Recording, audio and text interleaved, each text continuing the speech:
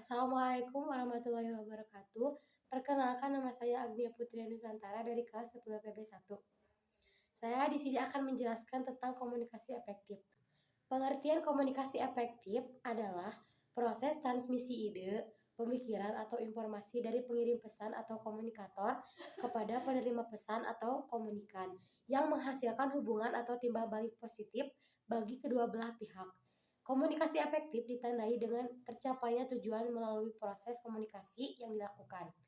Selain itu, pemahaman akan informasi yang diterima dan umpan balik menjadi salah satu indikator penting terwujudnya komunikasi efektif.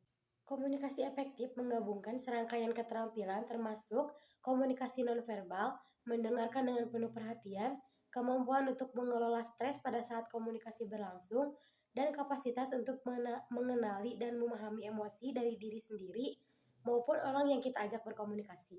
Untuk itu, komunikasi efektif membutuhkan seorang komunikator yang mampu menyampaikan informasi yang natural dan komunikan, yang menerima informasi secara aktif.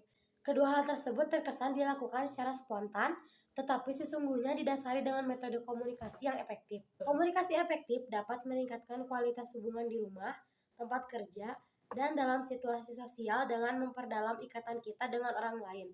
Komunikasi efektif juga memperkuat kerja tim, kemampuan pengambilan keputusan, dan pemecahan masalah. Ini memungkinkan kita untuk mengkomunikasikan pesan negatif atau sulit tanpa menimbulkan konflik atau merusak kepercayaan.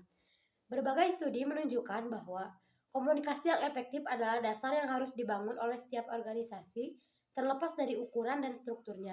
Komunikasi yang efektif juga sangat penting untuk mencapai sebuah tujuan organisasi. Dengan mendukung terciptanya komunikasi yang efektif antar individu di suatu organisasi, produktivitas kerja atau profesionalitas dapat meningkat. Berikut adalah beberapa manfaat yang dapat diambil suatu organisasi atau perusahaan bisa menetapkan komunikasi efektif. 1. Meningkatkan kepuasan kerja. 2. Meningkatkan produktivitas kerja. Dan 3. Kemajuan profesional. Prinsip-prinsip dalam komunikasi efektif. Dalam mewujudkan komunikasi yang efektif, baik komunikator maupun komunikan harus meningkat dan mengaplikasikan beberapa prinsip. 1. Prinsip kesiapan dan motivasi. 2. Prinsip memiliki keterampilan komunikasi yang kompeten. 3. Prinsip berbagi dan interaksi. 4. Prinsip kesesuaian isi komunikasi. 5. Prinsip media dan saluran yang tepat. 6. Prinsip umpan balik yang tepat. Dan 7. Prinsip fasilitator dan hambatan komunikasi. Ada beberapa faktor yang menjadi hambatan dalam komunikasi efektif. Di antaranya 1. Menggunakan kata atau frasa abstrak. 2. Kurangnya penggunaan kata-kata spesifik. 3. Kurangnya menggunakan nada yang tepat saat menyampaikan pesan. 4. Menggunakan kosakata yang berulang saat berbicara. 5. Pelafalan yang lama juga merupakan faktor besar yang mempengaruhi kelancaran berbicara. Mungkin hanya sekian yang dapat saya sampaikan. Billahi taufiq wal hidayah. Wassalamualaikum warahmatullahi wabarakatuh.